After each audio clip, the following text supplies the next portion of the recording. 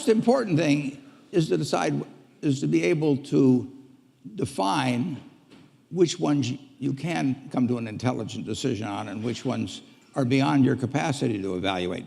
You don't have to be right about thousands and thousands and thousands of companies. You only have to be right about a couple. I met Bill Gates on July 5th, 1991. We were out in Seattle, and Bill said, "You've got to have a computer." And I said, "Why?" And he said, "Well," he said, "you can do your income tax on it." I said, "I don't have any income. Berkshire doesn't pay a dividend." He said, "Well, you can keep track of your portfolio." And I said, "I only have one stock." I said, I mean, and he says, "It's going to change everything." And I said, "Well, will it change whether people chew gum?" And he said, "Well, probably not." And I said, "Well, will it change what kind of gum they chew?" And not. And I said, "Well, then I'll stick to chewing gum and you stick to computers, you know." I don't have to understand all kinds of business. There's all kinds of business I don't understand. But there's thousands of opportunities there. I did understand the Bank of America, you know, and I'll be able. I'm able to do that. I'm able to understand some given percentage. But Ted Williams wrote a book called The Science of Hitting, and in The Science of Hitting, he's got a diagram, shows him at the plate, and he's got the strike zone divided into 77 squares, each the size of a baseball. And he says, if I only swing at pitches in my sweet zone, which he shows there, and he has what his batting average would be, which is 400.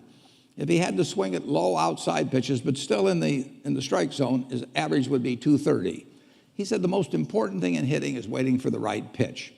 Now, he was at a disadvantage because if the count was 0-2 or 1-2 or so on, even if that ball was down where he was only going to bat 230, he had to swing at it. In investing, there's no called strikes.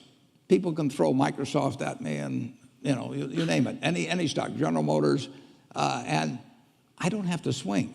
And nobody's going to call me out on called strikes. I only get a strike called if I swing at a pitch and miss. So I can wait there and look at thousands of companies day after day, and only when I see something I understand and when I like the price at which it's selling, then if I swing, if I hit it, fine. If I miss it, it's a strike. But it's an enormously advantageous game. And it's a terrible mistake to think you have to have an opinion on everything. You only have to have an opinion on a few things. In fact, I've told students, if when they got out of school, they got a punch card with 20 punches on it, and that's all the investment decisions they got to make in their entire life, they would get very rich because they would think very hard about each one. And you don't need 20 right decisions to get very rich. You know, 4 or 5 will probably do it over time. So I don't worry too much about the things I don't understand. If you understand some of these businesses that are coming along and can spot things on, if you can spot on Amazon, for example, I mean, it's a tremendous accomplishment what Jeff Bezos has done. And I tip my hat to him. He's a wonderful businessman. He's a good guy, too. But could I have anticipated that he would be the success and 10 others wouldn't be? I'm not good enough to do that. But fortunately, I don't have to. You know, I don't have to form an opinion on Amazon. And I did form an opinion on the Bank of America, and I've formed an opinion on Coca-Cola. I mean, Coca-Cola's been around since 1886. There's 1.8 billion 8-ounce servings of Coca-Cola products sold every day. Now, if you take 1 penny and get 1 penny extra, that's $18 million a day.